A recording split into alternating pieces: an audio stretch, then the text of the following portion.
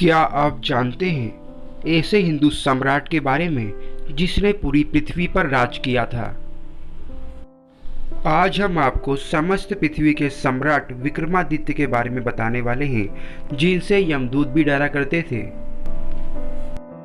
दोस्तों, विक्रम संवत के अनुसार सम्राट विक्रमादित्य का जन्म आज से 2291 वर्ष पूर्व हुआ था। विक्रमादित्य का नाम विक्रम सेन था। नाभवाहन के पुत्र राजा गंधर्व सेन भी चक्रवर्ती सम्राट थे। गंधर्व सेन के पुत्र विक्रमादित्य और भर्तृहरि थे। कली काल के 3000 वर्ष बीत जाने पर 101 ईसा पूर्व सम्राट विक्रमादित्य का जन्म हुआ था। उन्होंने 100 वर्ष तक इस पृथ्वी पर राज किया था। इसका उल्लेख गीता प्रेस गोरखपुर भविष्य पुराण पृष्ठ नंबर 245 में देखने को मिलता है। महाराजा विक्रमादित्य का सविस्तार वर्णन भविष्य पुराण और स्कंद पुराण में भी देखने को मिलता है। विक्रमादित्य के बारे में प्राचीन अरब साहित्य में भी वर्णन देखने को मिलता है। उस वक्त उनका शासन अरब तक फैला हुआ था। 9 रत्नों की परंपरा उन्हीं से शुरू मानी जाती है। दोस्तों, दरअसल आदित्य शब्द देवताओं से प्रयुक्त है। बाद में विक्रमादित्य की प्रसिद्धि के बाद राजाओं को विक्रमादित्य उपाधि दी जाने लगी। विक्रमादित्य के पहले और बाद में और भी विक्रमादित्य हुए हैं, जिसके चलते भ्रम की स्थिति उत्पन्न होती है। उज्जैन के सम्राट विक्रमादित्य के बाद 300 ईस्वी में समुद्रगुप्त के पुत्र चंद्रगुप्त द्वितीय अथवा चंद्रगुप्त विक्रमादित्य भी हुए। एक विक्रमादित्य द्वितीय 7वीं सदी में हुए, जो विजयादित्य विक्रमादित्य प्रथम के पुत्र थे। विक्रमादित्य द्वितीय ने भी अपने समय में चालुक्य साम्राज्य की शक्ति को अक्षुण्ण बनाए रखा। विक्रमादित्य द्वितीय के काल में ही लाट देश पर अरबों ने आक्रमण किया था। विक्रमादित्य द्वितीय के शौर्य के कारण अरबों को अपने प्रयत्न में सफलता नहीं मिली और यह प्रतापी चालुक्य राजा अरब आक्रमण से अपने साम्राज्य की रक्षा करने में समर्थ रहा। पल्लव राजा ने पुलकेशन को परास्त कर मारा था।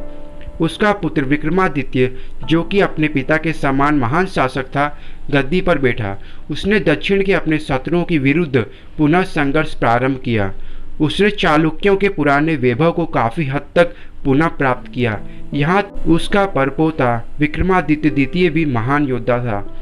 753 ईस्वी में विक्रमादित्य व उसके पुत्र का दंती दुर्गा नाम के एक सरदार ने तख्ता पलट दिया। उसने महाराष्ट्र व कर्नाटक में एक और महान साम्राज्य की स्थापना की, जो राष्ट्रकूट कहलाया। विक्रमादित्य द्वितीय के बाद 15वीं सदी में सम्राट हेमचंद्र विक्रमादित्य हेमू हुए।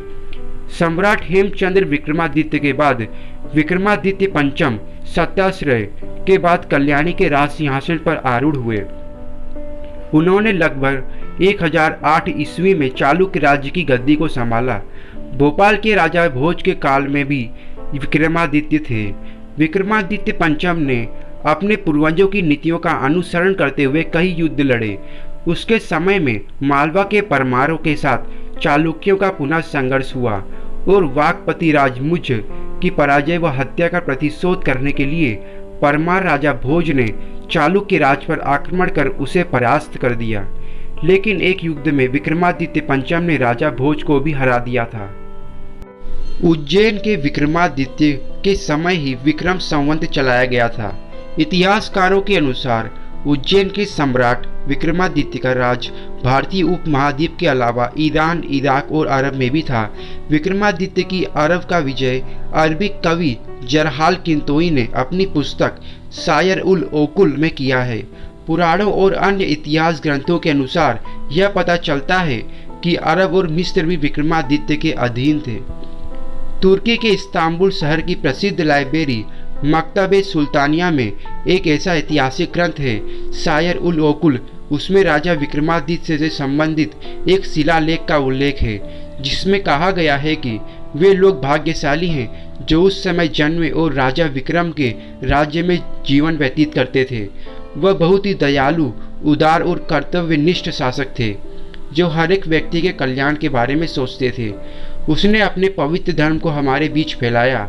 अपने देश के सूर्य से भी तेज विद्वानों को उस देश में भेजा ताकि शिक्षा का उजाला फैल सके। इन विद्वानों और ज्ञाताओं ने हमें भगवान की उपस्थिति और सत्य के सही मार्ग के बारे में बताकर एक परोपकार किया है। ये तमाम विद्वान राजा विक्रमादित्य के निर्देश पर अपने धर्म की शिक्षा देने यहाँ पर आए।